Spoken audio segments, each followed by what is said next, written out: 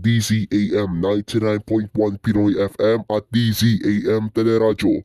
Maglilingkod ng tapat, magbabalita kami ng totoo. Kasapi kami ng KBP, kapisanan ng mga broadcaster ng Pilipinas. Ang oras, 3:01 ng hapon. Basta AM! DZAM! DZAM! Numero 1 sa pagbabalita.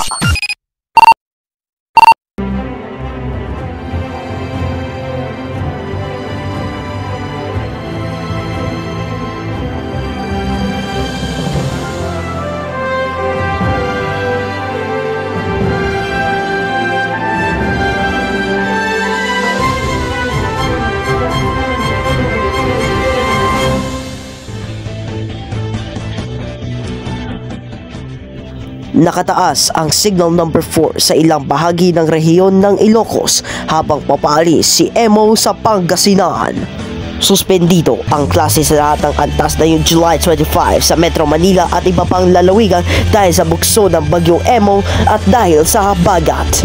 Magandang hapon Pilipinas, ako po si Steve Minecraft at simulan natin ang ating pagbabandila.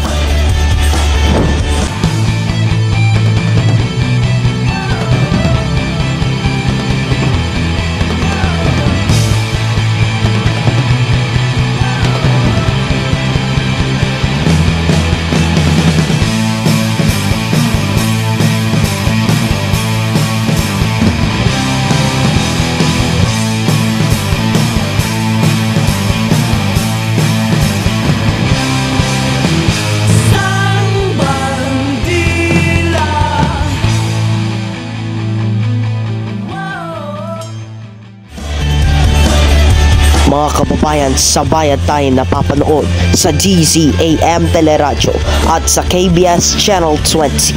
Napapakinggan tayo sa DZAM 99.1 Pinoy FM. Mga kababayan, nakataas sa signal number 4 ang ilang bahagi ng rehiyon ng Ilocos dahil sa bugso ng bagyong Emong at dahil din sa habagat. Narito ang aking report.